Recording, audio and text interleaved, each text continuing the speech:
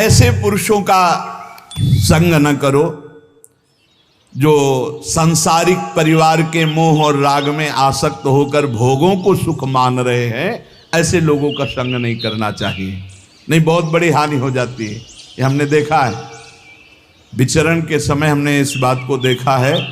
कई ऐसे साधक बहुत सावधान, मतलब परिवारासक्त मोही पुरुषों का संग साधक के लिए जहर है। जिस संसार के राग को छोड़ करके तुम भगवान के मार्ग में आगे बढ़ना चाहते हो, चाहे गृहस्थ हो चाहे विरक्त हो, बहुत संभल करके सत्संग करो, बहुत संभल करके संग करो।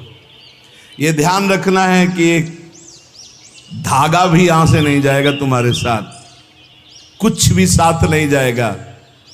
तुकाराम जी कह रहे हैं धन परिवार नाना प्रकार की भोग सामग्री मान प्रतिष्ठा, इससे जब मन हटता है तब वो सच्चा आनंद प्राप्त होता है। ये 2-4 माला जपे बोले अभी आनंद नहीं प्राप्त हो रहा। धन की आकांक्षा, कामिनी की आकांक्षा, मान की आकांक्षा, इनका जब नाश हो जाता है भजन बल से, तब भगवदानंद की स्फूर्ति होती है। पर ये कुतर्की जन फिर भी उसका पिंड नहीं छोड़ते। कंचन कामिनी कीर्ति पर विजय प्राप्त किए हुए महापुरुष को भी कुतर्की जन उस समय भी उसका पिंड नहीं छोड़ते। तुकाराम जी कह रहे हैं भगवान को प्रसन्न करने के लिए हर समय कीर्तन में, हर समय नाम जप में, हर समय अपने कर्तव्य में। पर ये तर्क कुतर्की लोग अपने आप उनके पास आते हैं, कुतर्क करके शंका उठाते हैं और भारी भजन में विघ्न पैदा करते हैं, भारी भजन में विघ्न पैदा करते हैं। कुतर्की लोग तर्क वितर्क करके ये नाना प्रकार के शुष्क तर्क विवाद करने वाले अहंकारी लोग भजन का विरोध करते हैं। अरे कैसा कैसा कष्ट। एक जगह तुकाराम जी महाराज कीर्तन में मस्त, तो एक कीर्तन में आया करते थे, उनके मित्र नास्तिक थे। उनसे कहा एक बार आप तुकाराम जी के कीर्तन में चलिए और अगर आपको भगवदानंद ना आवे तो फिर आप जैसे भगवान की निंदा करते रहते हो, हम आपको कभी नहीं रोकेंगे, आप हमारे दोस्त हो, एक बार चलो। जो ही गए तो तुकाराम जी की वो झांकी देखकर आंखों से अश्रु प्रवाह और नूपुरों की ध्वनि राम कृष्ण हरि राम कृष्ण, वो तो लौट गया चरणों में। अब रोज कीर्तन में, अब कीर्तन के बाद थोड़ी देर सत्संग होता, अब उसमें ब्रह्मचर्य आदि की महिमा वो अपनी पत्नी से बोलना बंद कर दिया। तो जैसे काफी समय हुआ तो उसको पता चला कि ये कीर्तन में तुकाराम जी के पास जाते इसलिए बोलना, तो बोले मेरी जिंदगी का नाश करने वाला, हाथ जोड़ करके पति से कहा आपका तो उद्धार हो गया, मेरा उद्धार कैसे होगा? बोले चलो चलते हैं आज कीर्तन में। बोले नहीं, पहला कदम अपने गुरुदेव को घर में लाओ, एक बार चरणामृत उतारें, घर में चरणामृत डालें, फिर भगवान मेरी ये पत्नी को कैसे, जैसे मेरी बुद्धि शुद्ध हो गई, इसे पर बड़ा प्रसन्न हुआ। तुकाराम जी से कहा जा गया अपार कृपा, पूरी बात बताई। उनका भाई यदि तुम्हारी पत्नी को ऐसी प्रसन्नता और तो मैं अवश्य चलूंगा। सीधे सरल भक्त आ गए, उसने बीच आंगन में बैठाला, जो दरवाजा रसोई का था उसी के सामने, और पहले से 5 लीटर पानी खौलने को रख दिया था। घंटों पानी खौल रहा है, उसमें डालती जा रही है। जब तुकाराम जी बैठ गए, आई सामने प्रणाम किया और देखा ये वही है जिसने मेरे पति को बरगला दिया और जब से इसके पास गए आज तक मुझसे बात नहीं, आज मैं मजा चखाऊंगी। और बस कपड़ा से पकड़ भगोना लाई, ऊपर तुकाराम खौलता हुआ पानी, विठ्ठल विठ्ठल पांडुरंगा पांडुरंगा, सब छाले छाले पूरा शरीर, और गर्म पानी इतना। ऐसे थोड़ी संतों के जीवन में तुम्हें कैसे कैसे कष्ट बताए। जो भगवान का यश विस्तार करते हैं उनके लिए, जो अपने निंदा कांचे घर आसावे से जारी, प्रभु मैं किसी के पास नहीं जाता, निंदक मारने वाले वाचाल कुतर्की संशयी ये सब मेरे पास आते हैं और मुझे परेशान करते, मुझे कष्ट देते हैं, इसलिए मैं क्या करूं प्रभु, आपका भजन करूं या इनसे झगड़ा करूं। ये पाखंडी लोग मेरे पीछे पड़ गए विट्ठल, मैं उनसे क्या कहूं, मैं नहीं जानता ये छल कपट, ये लड़ाई झगड़ा। मैं तुम्हारे पांव पड़ता हूं, उनके भी पांव पड़ता हूं, मुझे भजन करने दो, इनसे दूर रखो। नको दुष्टो संग पड़े भजना मधि भंग, तुक निषेधिता मद नशा है सर्वथा। एका माध्या जी में बाद करूं कोणाम सवे, तुझे वर्णुम गुण की है राखो दुष्ट जन। काय करूं एका मुखे सांगम महणे तुका।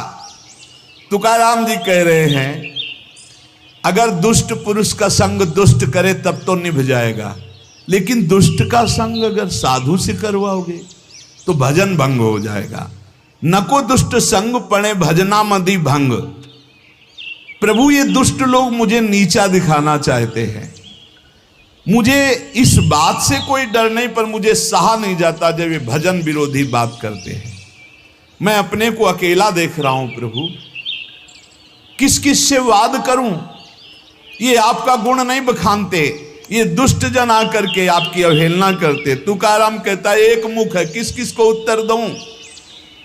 इसलिए दुष्ट जनों का संग जब प्राप्त हो तो मौन ही सबसे उत्तम है, और भगवान को पुकारना, पुकार करके अलग रहना।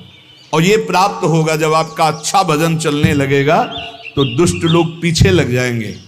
ये भगवान का ऐसा है। देखो जिसका भी उत्तम भजन हुआ उनके साथ ये घटना घटती है। उपासक को अनुपम आनंद की प्राप्ति एकांत लाभ से होती है, पर केवल एकांत में बैठे रहना एकांत लाभ नहीं है। एकांत लाभ का मतलब है समाधि। चाहे वो सबके बीच में बैठा भी हो, अपनी बुद्धि को परमात्मा में निरंतर लगाना।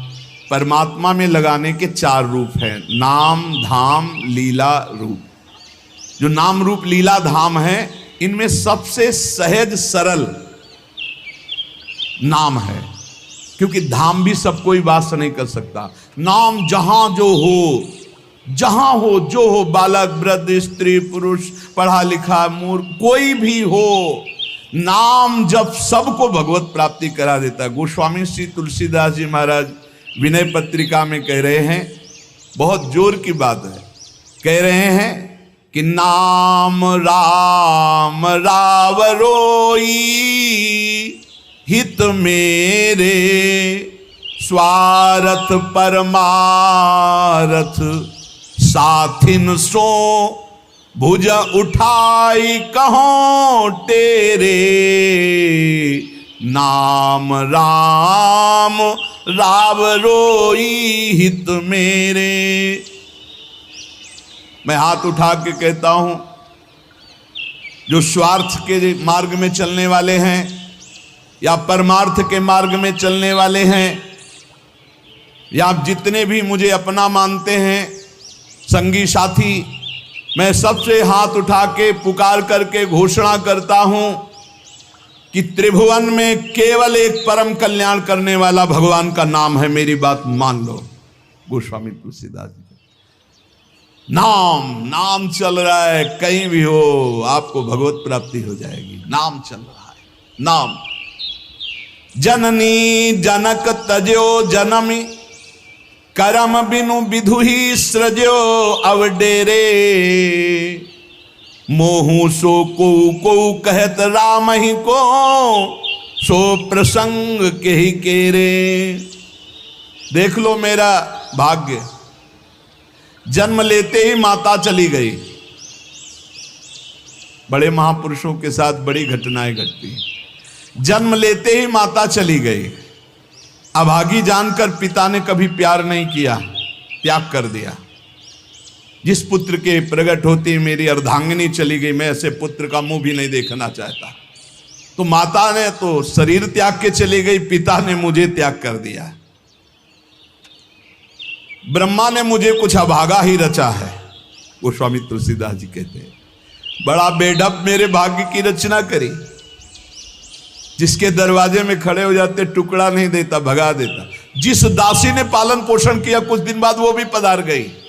सबको ये भ्रम हो गया कि तुलसीदास जी महाराज के लिए कि बड़ा भागा बालक है, जिसके दरवाजे पे खड़ा होगा कोई घटना घट जाएगी, कोई भोजन नहीं दे। बोले ब्रह्मा ने कुछ भाग्य ही ऐसा रचा था। अब जो मुझे समझ में आया कि मेरा जो भाग्य बदला वो राम नाम से, राम राम राम। पकड़ो बात को, पकड़ो। अब तो कोई कोई कहता है कि तुलसी राम का है, अब अभाग्य मिट गया। बड़े बड़े बादशाह ताज उतार कर रखते हैं, जानते हुए सब क्यों हो रहा है? क्योंकि हमने राम नाम का आश्रय ले लिया।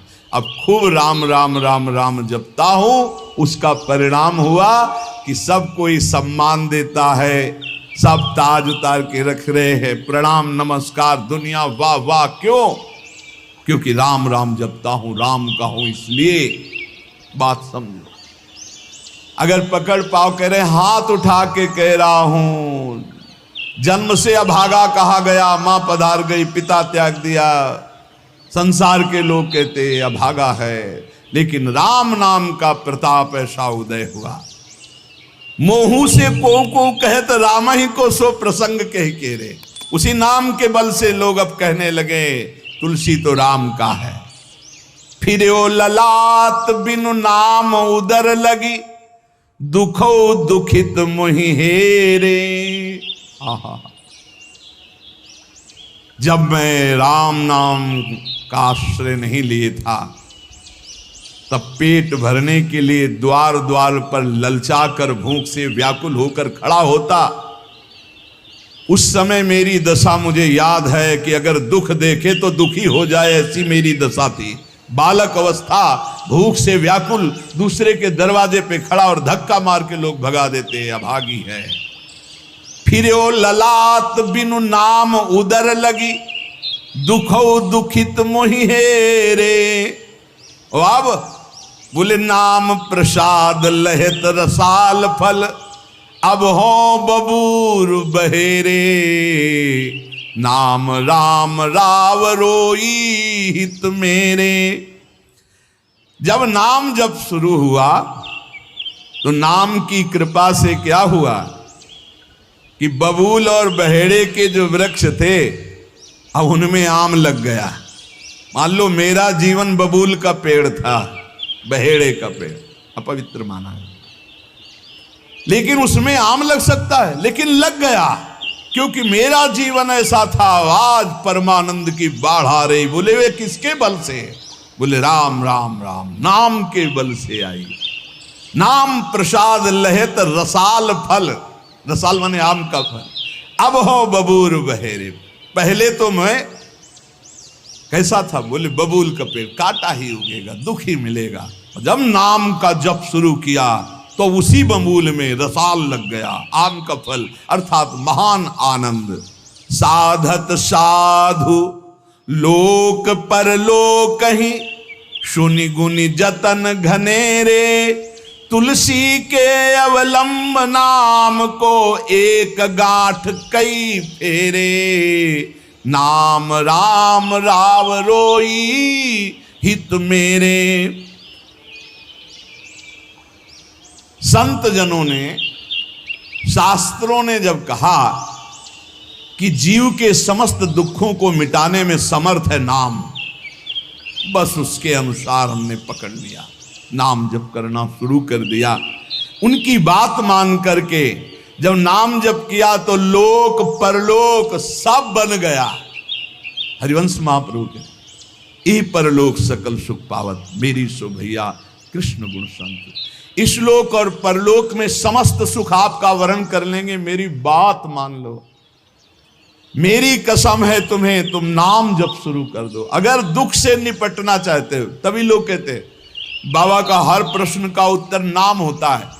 इसलिए नाम है कि एकमात्र समर्थ नाम है जो सारे पापों को मिटा दे। पापों से ही दुख मिलता है।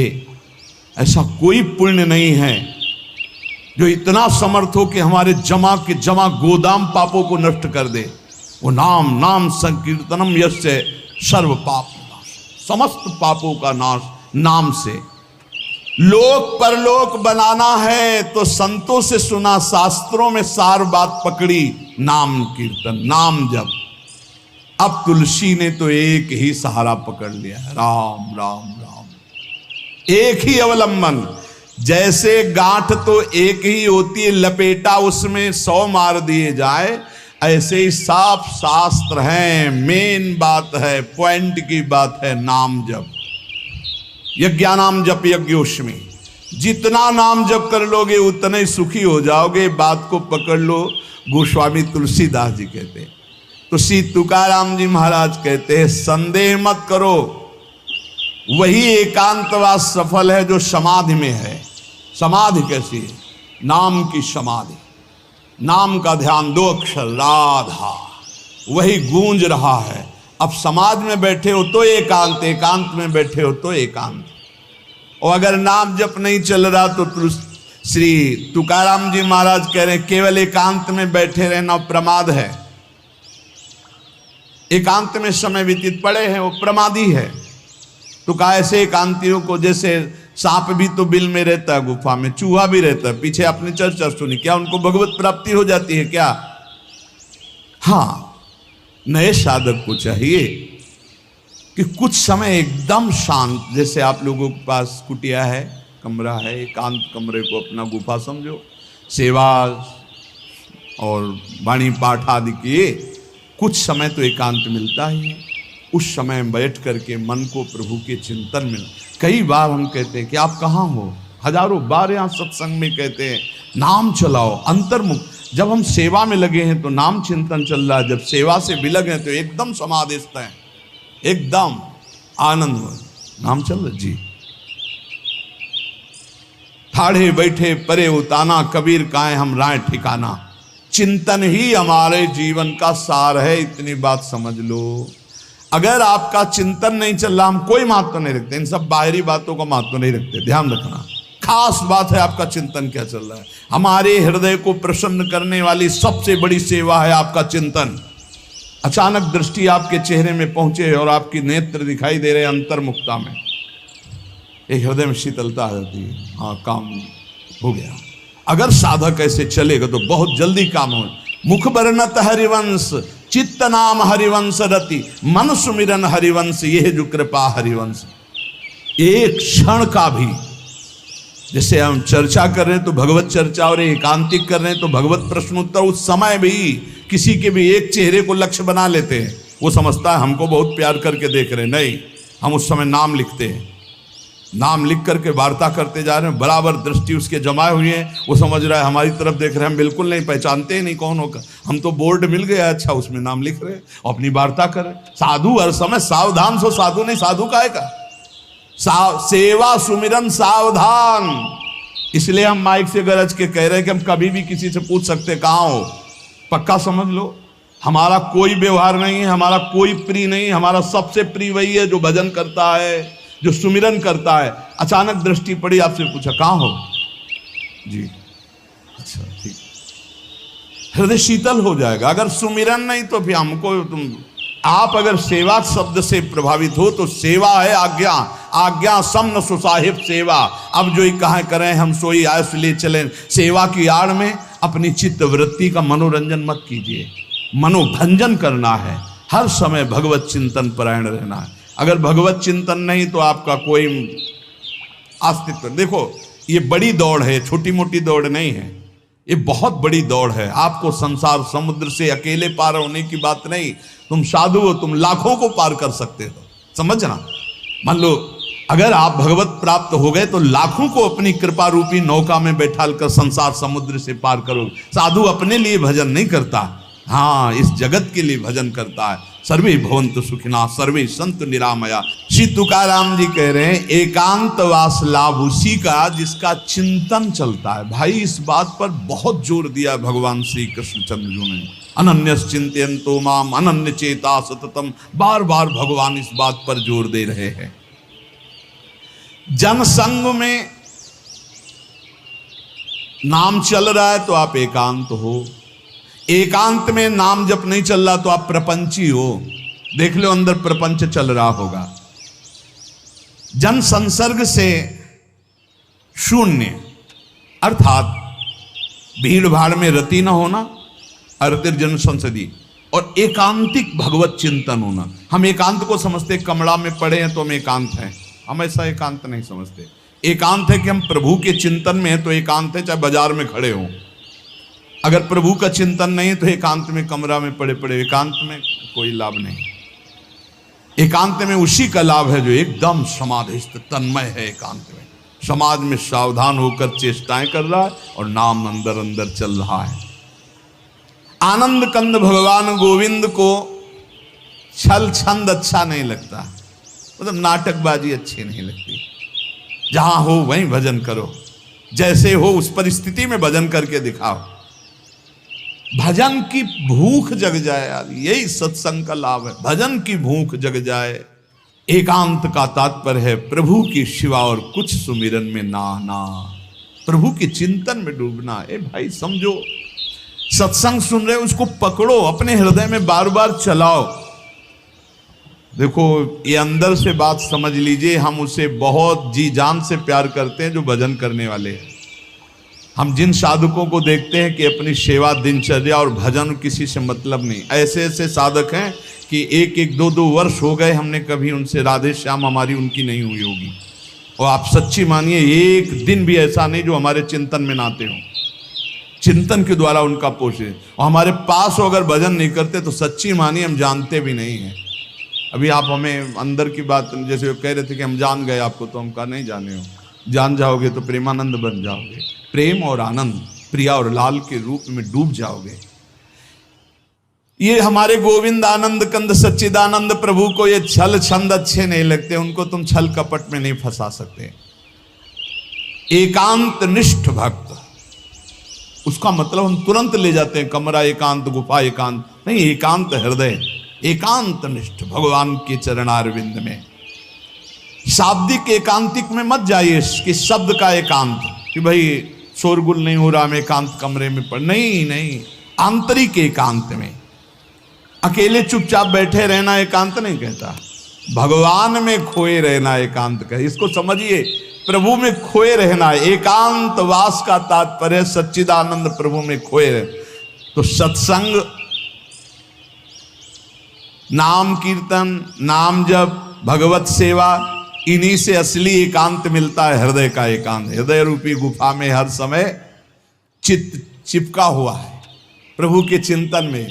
कितना अपार आनंद है जब हर समय मंत्र की बार बार आवृत्ति होती। नाम जो न तरय भव सागर, अस समाज नर पाए, स्वत निंदक मंदमति आत्म हनन गति जाए। श्री तुकाराम जी महाराज कह रहे हैं कि जीव में एक अहंकार होता है, यही आत्मज्ञान को ढके हुए है, यही भगवदानंद को ढके हुए। अहंकार तामस वृत्ति से टिका रहता है, तमोगुण का लक्षण है अहंकार। इस तमोमय अहंकार में इसके बहुत प्रकार हैं। मैं स्त्री हूं, मैं पुरुष हूं, मैं विद्वान हूं, मैं धनवान हूं, मैं कुलवान, बहुत तरह के अहंकार हैं। सब अहंकार के भेद ही हैं। ये मैं देह हूं, ये मुख्य अहंकार बनता है जाकर, मैं देह। इस मलिन अहंकार से उज्जवल अहंकार ढक गया कि मैं ब्रह्म हूं, ये ढक गया। देह मैं हूं कहने के साथ ही लाखों चिंगारियां अहंकार की प्रकट हो गई।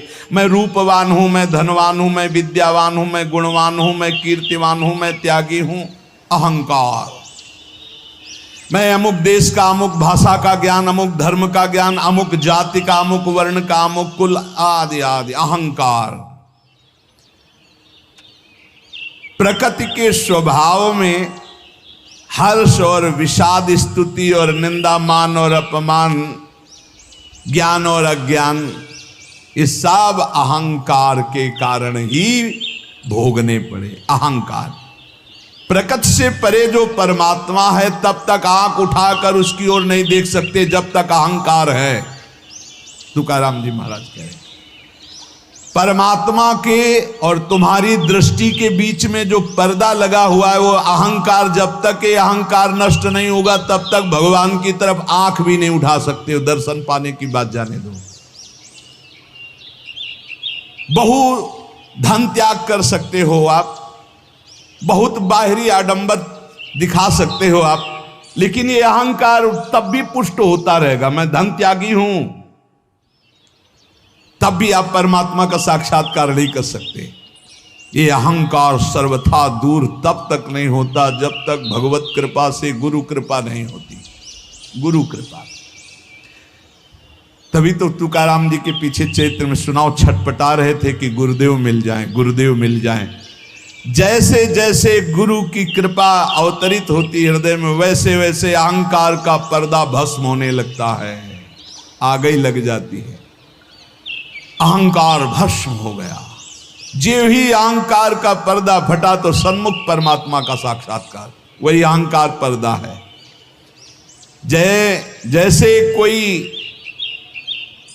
प्रवीण कला विद्या से युक्त हो पर आसन लगा करके अपने सामने पर्दा कर दे तो न कला दिखाई देगी, न प्रवीणता, न गुण, न वो।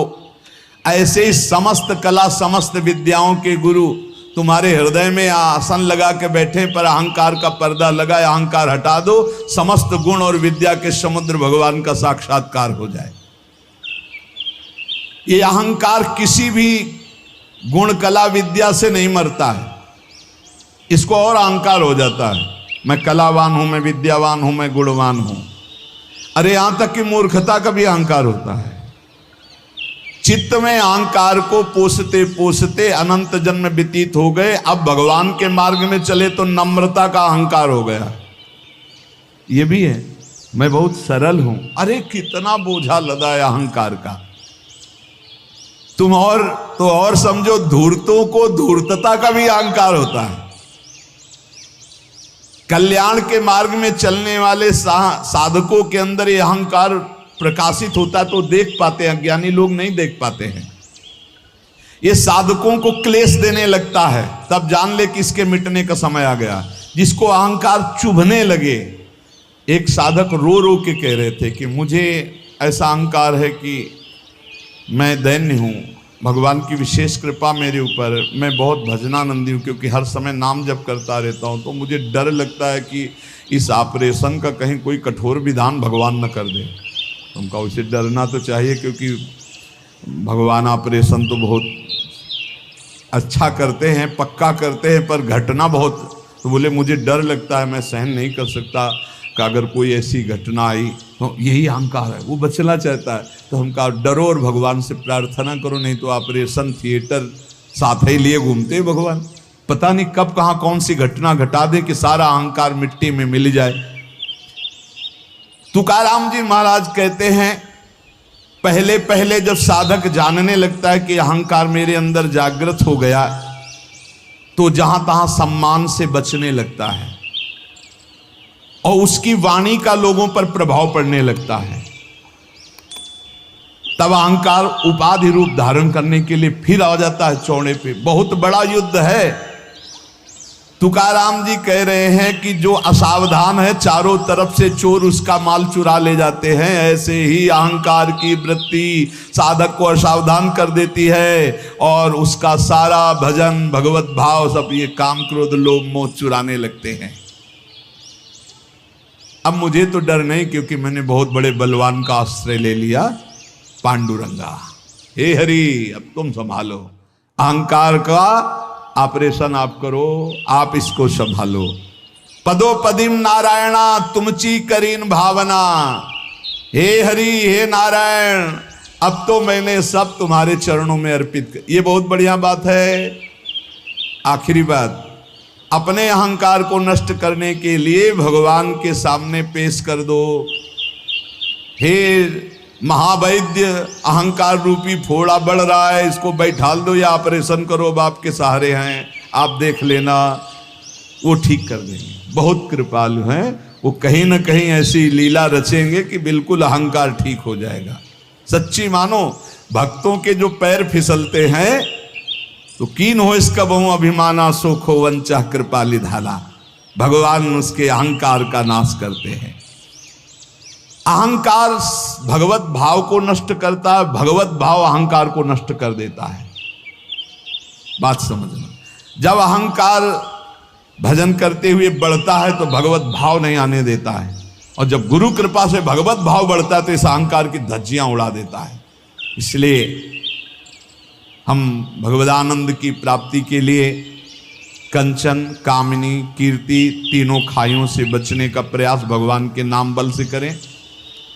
अधिक से अधिक आंतरिक एकांतिक हृदय को देखते रहें कि प्रभु के नाम में लगा है कि नहीं, और किसी भी बात का हमारे अंदर अहंकार ना आने पावे। यदि अहंकार आवे तो भगवान की शरण में होकर पुकारें कि हे नाथ मेरे इस मलिन अहंकार का नाश कीजिए।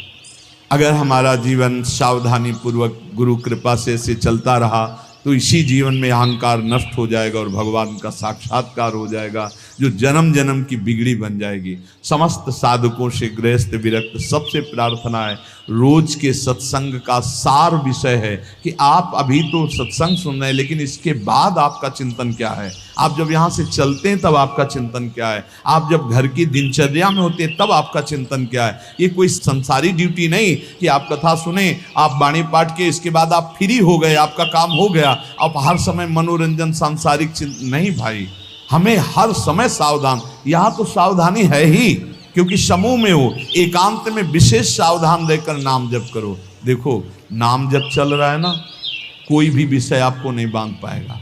हम कई बार कुछ साधकों से कहते हैं कि विषय सेवन तभी बांधता है जब आप नाम जपने का। अगर आपके अंदर चल रहा है राधा वल्लभ श्री हरिवंश, राधा वल्लभ श्री, आप प्रसाद पा रहे हो, आपको स्वाद नहीं बांध पाएगा। कोई भी भोग, कोई भी विषय तभी बांधता है जब आपके बीच में भगवत स्मरण नहीं होता। इसलिए हम कहते हैं चिंता मत करो, चिंतन करो, नाम को बार बार पकड़ो। नाम पकड़ लो, विषय के बीच में रहते हुए भी विषय आपको नहीं बांध पाएगा। बस बात समझना है। जब समझ में नहीं आता हो, हम डरते हैं तो हम कहते हैं विषय फेंक देते हैं। इस विषय को फेंक दोगे, लेकिन इसका जो राग चिंतन है, समझो, तन छाड़े मन गही रहे, दोनों ही दुख होए। बात को समझिए, साधक समझता नहीं। तन छाड़े और मन गई रहे तो दोनों ही दुख होए, और रसबल छूटे जो विषय तब ही तो सुख होए। समीप है ये विषय, लेकिन अंदर से भगवत चिंतन का आनंद है। ये विषय क्या कर लेगा? अब बाहर से फेंक दियो, अंदर से इसका चिंतन हो रहा है तो बहुत, दोनों ही दुख होए। उपासक नाम न छोड़े। जब उनसे कहते ना ऐसा कैसे हो सकता है, करके तो देखो ऐसा होता है, ऐसा ही होता है। विषयान गृहणंत मुंचंत, वह स्थिति तभी आएगी जब आप नाम में स्थित है, नाम में आपका मन स्थित है। अब आप विषयों का बीच में है तो भी कोई सेवन हो रहा तो कोई फर्क, त्याग हो रहा तो कोई फर्क नहीं। आप इस स्थिति को प्राप्त करने के लिए नाम पर ध्यान दीजिए। नाम जब चलेगा तो रमा बिलास राम अनुरागी, तजत बमन जिम जन बड़ भागी। इसलिए भाई चूकिएगा नहीं, बहुत महिमामय समय है। खूब नाम जप करके भगवदानंद की प्राप्ति की जाए इसी जन्म में प्रिया प्रीतम से। हाँ बिल्कुल, आमने सामने उनके चरणों में लौटे, उनकी सेवा। ये घर के लोग हैं, ललिता, विशाखा, चंपक, चित्ता, ऐसा अपने परिवार है, वहां चलना है। हम भूल से आ गए संसार में, अब हमें अपनी भूल मिटाकर फिर धाम पहुंचना है। बिल्कुल नजदीक आ चुके हैं, बस दरवाजा क्रॉस करो, चिदानंद धाम में प्रवेश हो जाएगा।